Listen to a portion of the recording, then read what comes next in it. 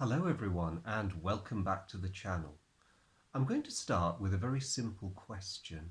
What is the easiest and simplest naval war game that you can think of? Now, you could say battleships, I mean that would be in my mind as well.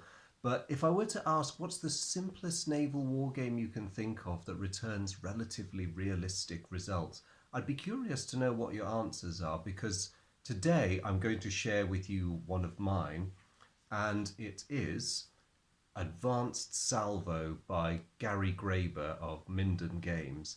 Now, I'm quite an admirer of Gary's design. I've said elsewhere on this channel that the very first of his games that I ever reviewed was actually the very first series I ever made for this channel, and that was a tactical set of his naval rules, as are these. But Advanced Salvo, indeed the successor to Salvo, is a very special one, and I think it sets a really, really high standard in the balance between simplicity and relatively, I'll say, accurate returns and modelling of the performance of ships. Now, of course, no game system is perfect, and a game this simple will inevitably have its limitations. But for what it is, I think it's really, really good.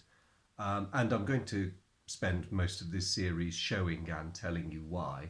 But just to give you a bit of background, in 2007, Minden Games produced a tiny postcard game, about half the size of this rule book, which contained the rules for original Salvo, and you had half a dozen ships on the edge of this card which you could just clip off. I used to have loads of copies of them. I don't anymore, sadly. I wish I'd kept at least one as a souvenir. And this proved so popular that gathering up some updates to the rules, within a few months, Gary had produced Advanced Salvo, which is a really nice, tidied up version. And shortly after that, because Advanced Salvo, despite the picture of US Navy battleships, only really covered the European theatre. So Advanced Salvo was followed on in his Panzer Digest magazine with Mediterranean Salvo and Pacific Salvo. And just to be really great, the two were combined together. Later on, when I bought my copies, it arrived as Mediterranean and Pacific Salvo. So I now have a fairly international collection when it comes to this game. But it rounded the park out nicely, and it gave you statistics for loads of ships, from battleships down to cruisers. So what's so great about this? Well, I've already mentioned the simplicity, but let me show you what you get. This is the rule book and other stuff. So you've got your introduction and components there. It's very no nonsense, no space is wasted at all. And the basic game rules, including the first bit of an extended example of play,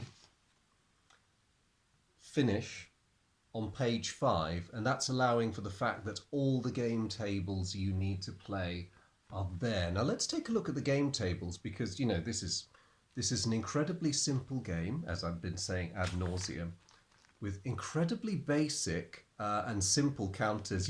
I got a sheet of these that I just clipped out, and that's it. So let's look at what he's considered.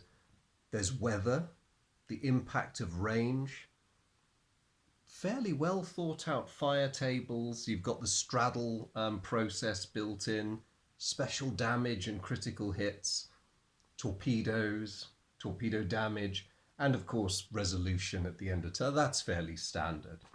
Now this game is designed very cleverly to be played solitaire or against a human opponent, which is fantastic. And you can play this on a surface smaller than a sheet of A4 paper if you want to.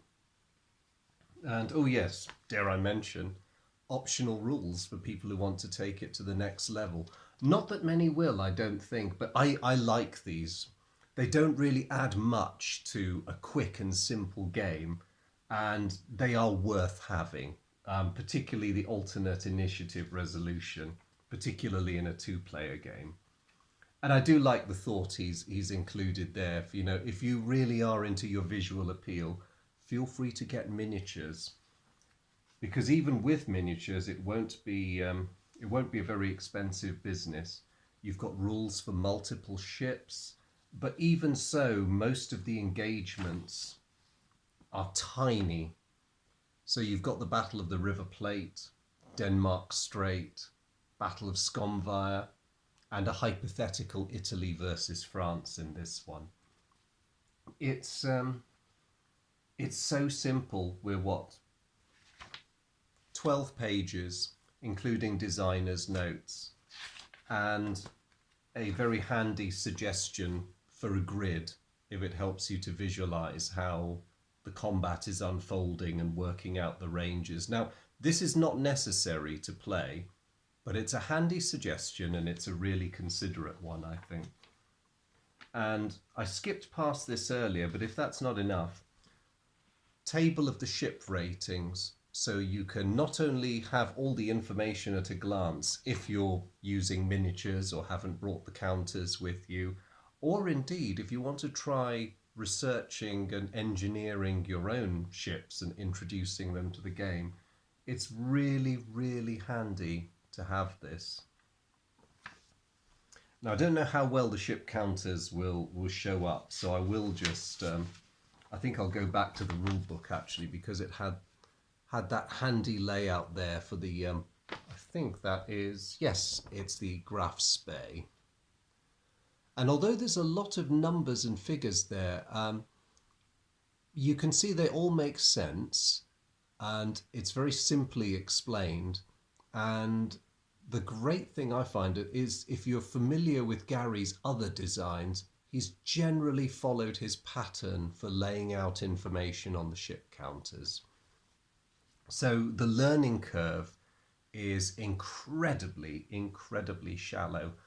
I got this game at one of my favourite gaming shops in London, and I started playing it on the train home. I was playing it about 5 minutes after opening the pack. The other final thing I will say about this thing is you get so many ships in just the basic one. In fact, the ship ratings give you an idea of how many per nationality, that you can create your own scenarios really easily. And I'd forgotten I did this, because I'm afraid it's been a while since I got this awesome game out, and I saw it in my study and I thought, I really got to make a video about that. I've had so much enjoyment out of this game.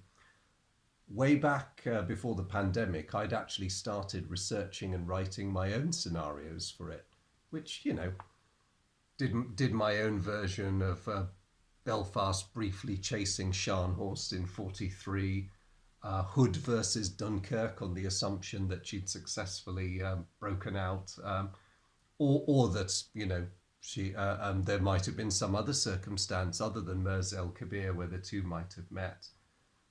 Similarly, HMS Resolution versus Strasbourg. You can go through so many iterations, and this game supports optional rules for scenarios really, really well. So, while it's not going to win any prizes for, you know, high production value or beauty contests, I think there's a lot of playability in this game.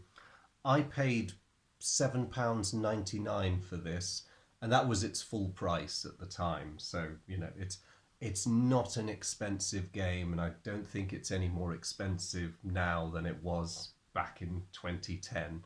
So I'm going to follow this video with my usual playthrough, and then I'll conclude with my final thoughts. But I hope the introduction to the Salvo system has piqued your interest. And I look forward to seeing you in the next video when I do a playthrough. Thank you very much for tuning in. Bye.